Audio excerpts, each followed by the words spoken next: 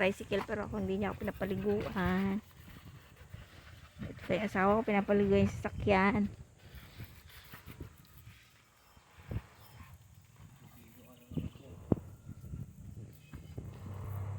Hello guys, pinapaliguan niya yung tricycle. Ako hindi. Ang init pala dito.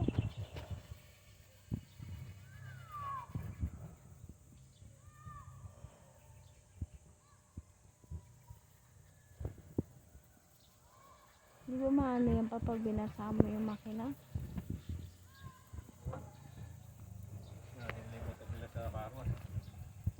Magkano? Mahal? Magkano pag car wash pa? 50. Bakit nakalagay dun sa ano? 5 piso lang. Pero ikaw. Ay. Akala ko. Inanuha mo ng sabon.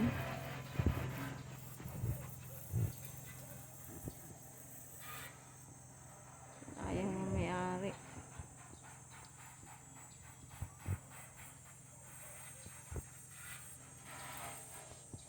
Napakalitong siya, tiger.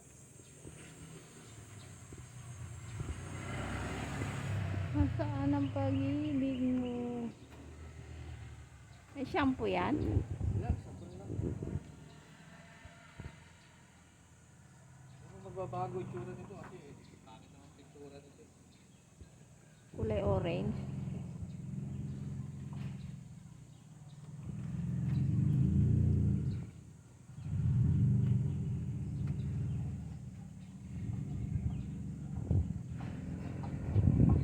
Ilang taon? Isang taon na yata sila doon. Mag-iisang taon na sila doon.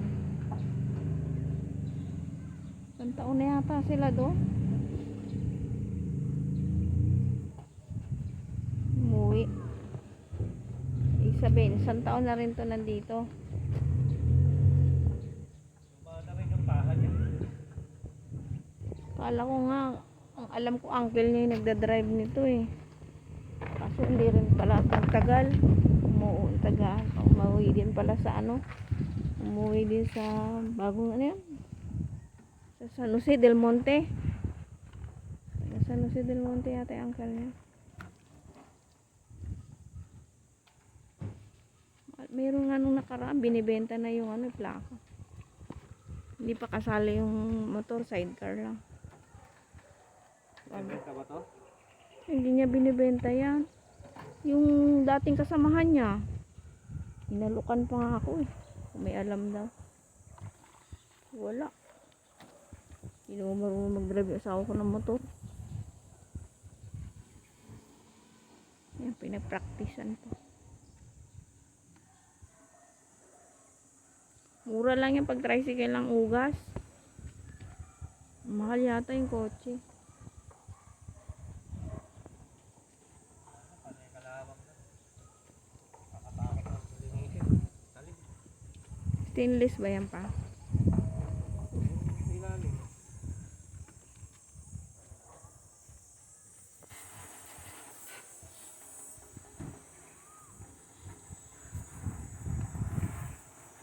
Di ba may bagong ano ngayon, yung panghugas ng sasakyan? Yung parang maingay. Yung ginagamit nila Michael.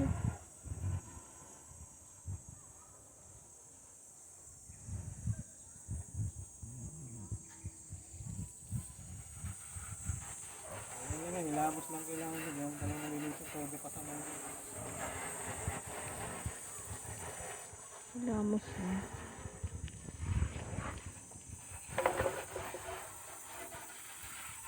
Nag-filled na rin yung kulay niya, no? Ano nga magbabago dyan, kahit pakalinisin mo pa. Ano magbabago kulay niya. Tagal pa uwi yun. Eh, wala kung sa bakasyon na uwi yun.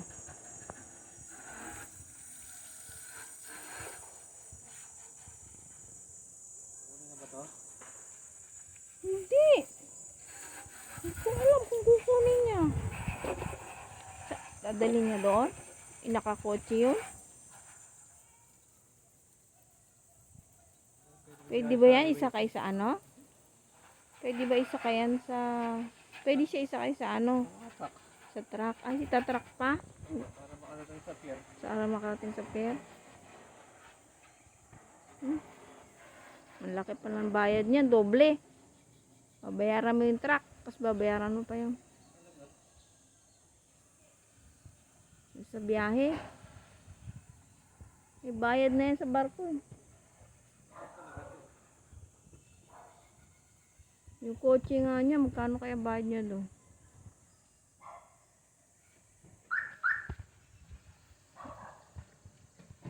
Kailangan niya rin yun. Malayo kasi yung, baka kung malayo yung bahay niya o malapit lang din sa munisipyo.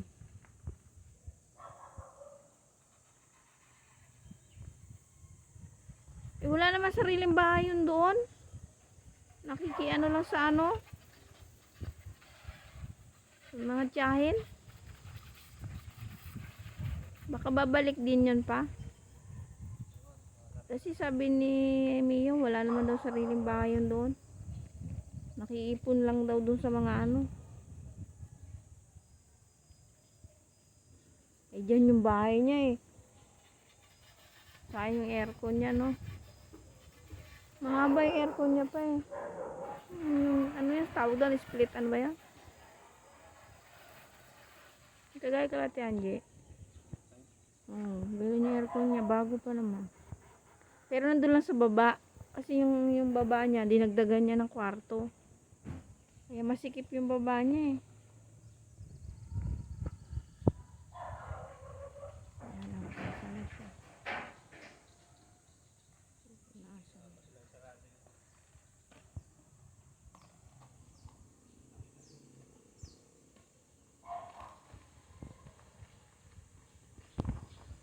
Pupunasan mo pa. Ano ba maano yung makina niyan?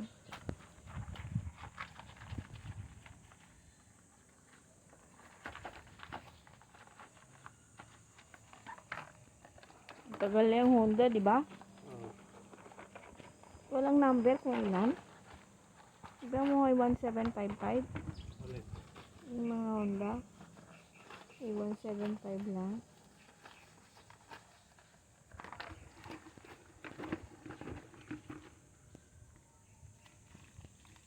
Ugasan mo pa tong loob nito.